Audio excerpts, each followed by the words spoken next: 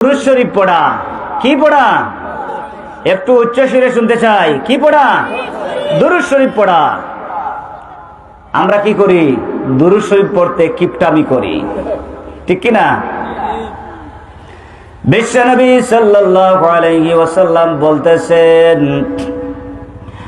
যে ব্যক্তি যখন যেই মুহূর্তে যে জায়গা থেকে দুরূদ পড়ল, ওই ব্যক্তির নাম ধরে, ওই ব্যক্তির পিতার নাম ধরে, ওই ব্যক্তির মাতার নাম ধরে, ওই ব্যক্তির জায়গার নাম ধরে, ওই ব্যক্তির ফুল এড্রেস সহ বিশ্বনবী সাল্লাল্লাহু আলাইহি ওয়াসাল্লামের দরবার শরীফে পৌঁছে দেওয়া হয়।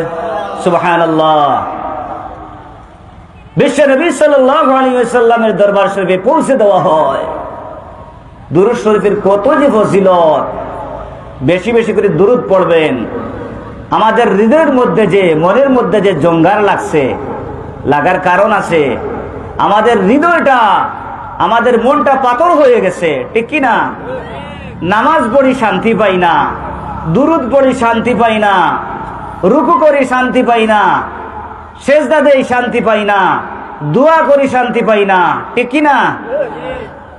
গুনাহের কাজ করতে করতে আমাদের হৃদয়টা পাথর হয়ে গেছে, ঠিক কি না? বেশি বেশি করে দুরূদ পড়বেন। যে ব্যক্তি বিশ্বনবী সাল্লাল্লাহু আলাইহি ওয়াসাল্লামের উপর একবার দুরূদ পড়ল, মহান আল্লাহ সুবহানাহু ওয়া তাআলা ওই ব্যক্তির 10টি গুনাহ মাফ করে দেওয়া হলো। সুবহানাল্লাহ। কয়টি গুনাহ মাফ করে দেওয়া হলো? 10টা গুনাহ মাফ করে দেওয়া হলো। যে ব্যক্তি বিশ্বনবী সাল্লাল্লাহু আলাইহি ওয়াসাল্লামের উপর একবার দুরূদ পড়ল, ওই ব্যক্তির আমলনামায় মহান আল্লাহ সুবহানাহু ওয়া তাআলা 10টি নেকি নাজিল করলেন। সুবহানাল্লাহ। কয়টা নেকি? 10টা সওয়াব দান করা হলো। যে ব্যক্তি বিশ্বনবী সাল্লাল্লাহু আলাইহি ওয়াসাল্লামের উপর দুরূদ পড়ল, ওই ব্যক্তির উপর মহান আল্লাহ সুবহানাহু ওয়া তাআলা 10টি রহমত নাজিল করেন। সুবহানাল্লাহ। দুরূদ শরীফের কত যে ফজিলত! জুমআবারের দিন বেশি বেশি করে কি করবেন? দুরূদ পড়বেন।